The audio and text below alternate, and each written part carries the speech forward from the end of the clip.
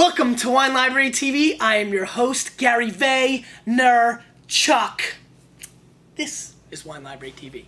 So it's summer, and I'm wearing a aqua green, or it's not aqua green, but it's like a lime green or pale green or some sort of green shirt. Makes me very Sauvignon Blanc-y. Have you ever felt Sauvignon Blanc-y? That's how I feel.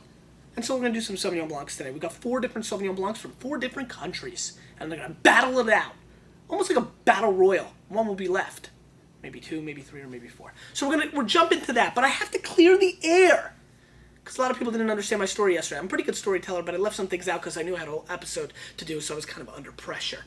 I was not handcuffed yesterday. I was not booked, and I don't have a warrant out for my arrest. I love the one comment who said, "Wow, they kind of didn't take you up on your warrant." No, they kind of didn't. So it looks like I'm okay. I think I can come back to Cali, and I will be going back to Cali tomorrow for the San Francisco party. Really looking forward to that, and so I'm excited about that. Also, give a quick look. I'm having a little fun with it, and so can you, to my little cork board over here.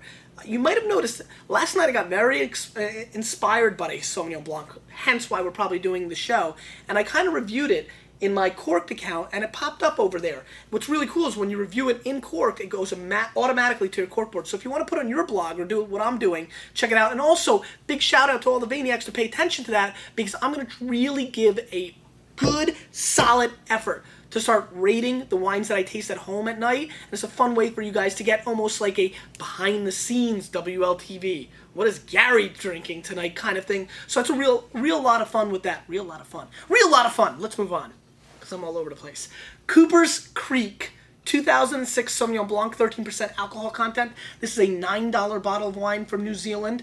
I picked no score, but I picked this because I've been really surprised by how much attention this wine has gotten. I've had at least 4 or 5 people ask me to taste this wine. They're very fond of it, so I'm excited about that. 9 bones, which is a very fair price. Screw top, so that's a lot of fun. And most importantly, under $10, crisp, clean, summertime. I mean, what else can you ask for? Aromatically, it's exploding. I mean, I can smell it without getting in there right now, so I'm excited right off the bat.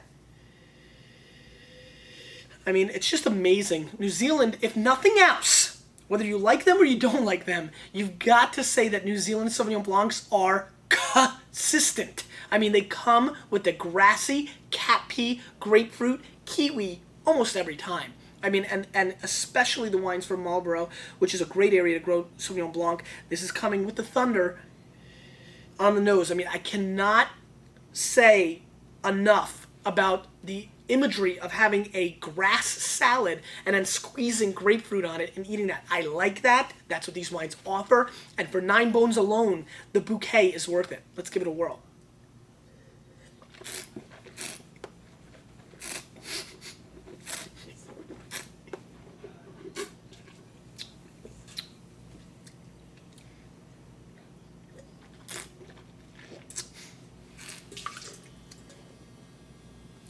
And then it goes and does that. It's a little light for me and a little disjointed. It is definitely grassy, which I like. There is a hint of kiwi. I get an interesting flavor, like rotten passion fruit is the best way I can describe it. One of the real difficult things that I've done with my palate is try to consume, or at least taste, or a little peak, a little of rotten fruit. And that's been a really interesting thing for me because A, I don't like it that much, but it's extremely common in wines, and this is really hitting home. And I know a lot of people have not had rotten passion fruit, but if you've had, huge shout out. And more importantly, that's what this wine's bringing to the table a little bit on the finish, which kind of bothers me. I'm going to score this wine 86 points. There is an enormity of Sauvignon Blancs from New Zealand that are better than this wine at this price point. Let's move on. Sterling Sauvignon Blanc from this small little place. I mean, it's like the ghetto, Napa Valley. $13 US, lucky number 13. And this is one of our, if not biggest selling Sauvignon Blancs from California. What's real funny about this wine is that fundamentally, when I rewind my history in the wine industry, I can think of a Sterling Sauvignon Blanc at $8 selling like absolute water. It was all about Sterling Sauvignon Blanc for a long time. Now, right off the bat, can you see me?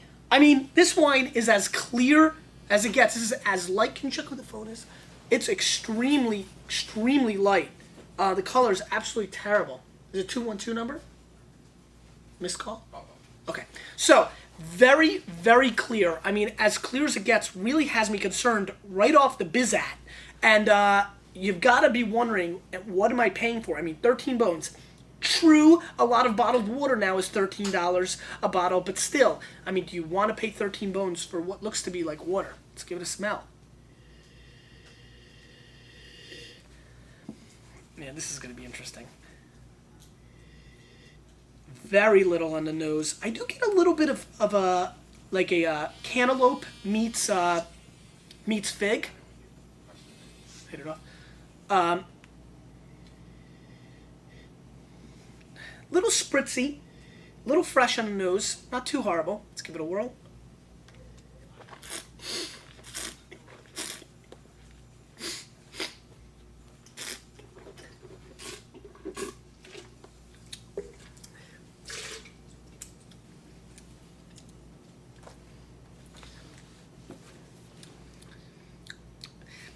Dear California, my name is Gary Vaynerchuk, and I'm host of Wine Library TV. Never heard of it? Crazy.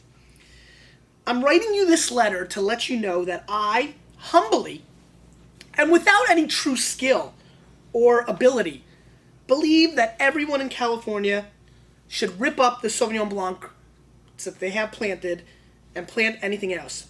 Alicante Bouschet, Pinot Noir, Tempranillo. I really don't care. But please, please, for the goodness of all of us, rip up your Sauvignon Blanc. Sincerely your friend, GB.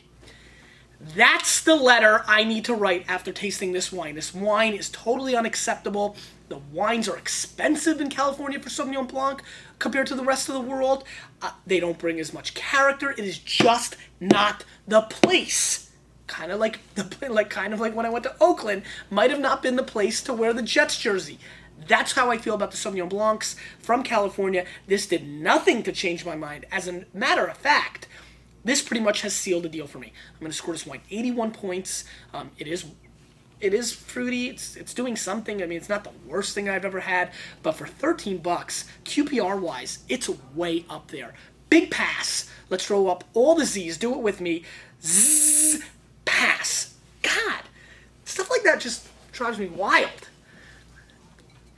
All right, this is a very interesting wine. This is Kingston Family Vineyards Cariblanco Sauvignon Blanc 2006 vintage. This is $15 from Chile, and this is Sauvignon Blanc, and this is from the Casablanca Valley, which has been very good to me. I mean, if you go way, way, way, way back, you may remember the Casa Morin Sauvignon Blancs that I scored through the roof a long time ago that were very expensive. This is about half the price. I've been hearing some serious buzz with 6 Z's on this wine, and I'll be honest with you, this is probably the reason we're doing this episode, is for me to get to taste this wine. So I'm excited. I'm in a much better mood off the whole disaster in California. I'm not talking about me having to put my fingers together. Let's give this a whirl. Again, I gotta be honest. Let's call a spade a spade. This is a very light wine, but that doesn't bother me. I mean, Sauvignon Blanc can get this light. So, however, if I'm gonna bust Cali for it, I've got to rib Chili for it. Chili, you little guy. We're gonna do that, but let's hopefully have something on the nose, unlike the Sterling. Not as much as I was hoping. Pretty tight. Okay, it's opening up a little bit more. Yeah, it's actually opening up considerably more. So, okay, so this has a really nice, beautiful integration of pear meets cantaloupe meets grass, and I like that. Yeah, it's got a nice zestiness to it. Kind of reminds me of some soaps as well. I don't know which ones, but it definitely has a smell of some sort of soap I've had somewhere. Yeah, on my hands, not consumed. Let's give it a whirl.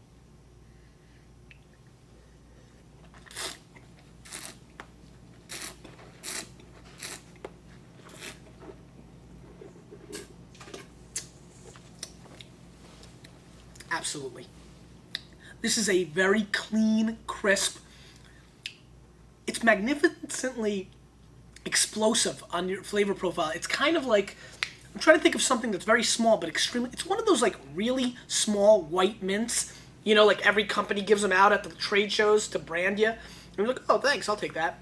And you open them and there's those little white little circular mints that you put in your mouth. It's so powerful, but it's from such a little thing. That's kind of how this wine hits your palate. You know, on the color, light. On the nose, something going on, nice, but not crazy.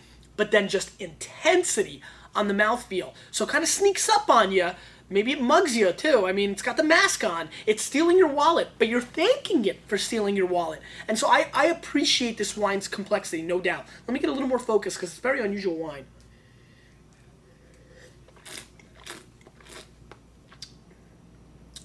Yeah, you know what I like about this?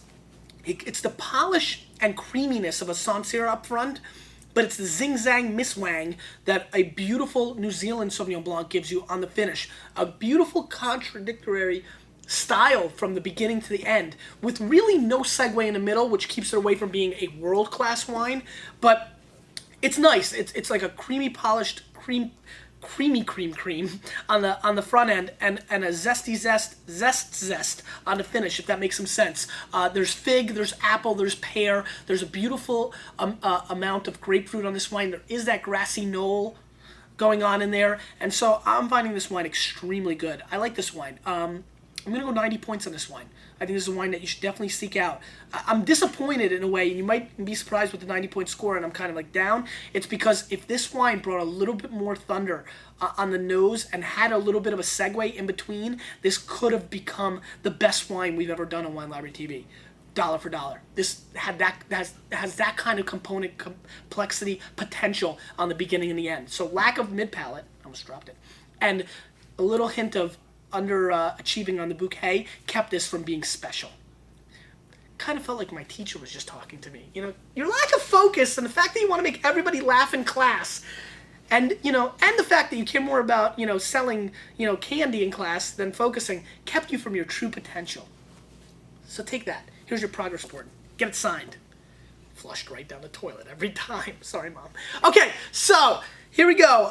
Let's get right into the Morin family Sancerre 2005 Vignes. This is 88 points Wine Spectator and 17 US dollars. I think you guys all know, if you've been watching for more than a month, what I feel about Sancerre. I'm a huge Sancerre drinker. I'm a big fan of Sancerre. And so I'd like the Morin to step up and show up. Let's see what happens. 2005, vintage, right? Yep. Vignes, old vines. So if you ever see Vignes on a label from France, you will know that's old vines. You can see this a little more unfiltered. It's cloudy. You're going to get a much darker color, which I appreciate. Again, something with the nose, and I'm not stuffy, but besides the Cooper's Creek, actually the Kingston family did open up quite nicely.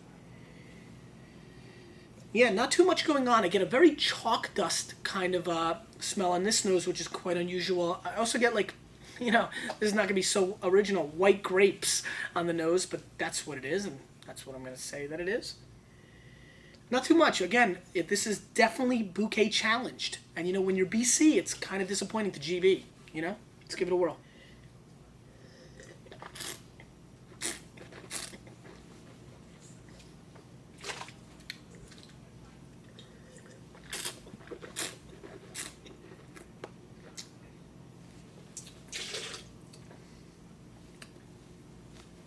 Disappointing.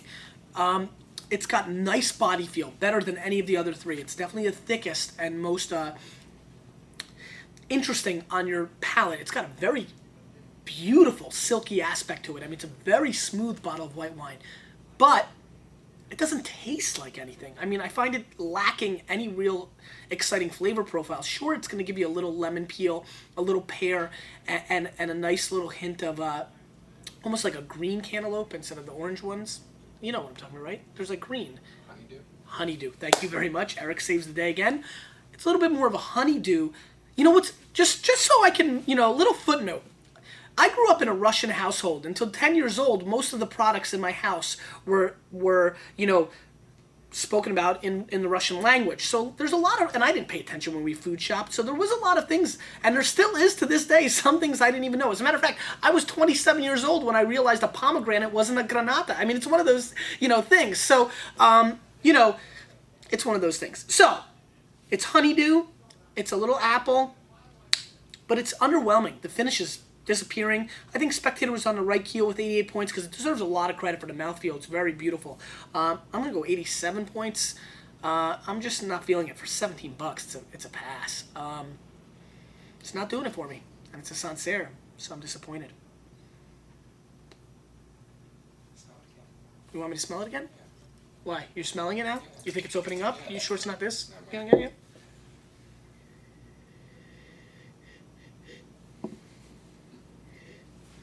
Honeydew.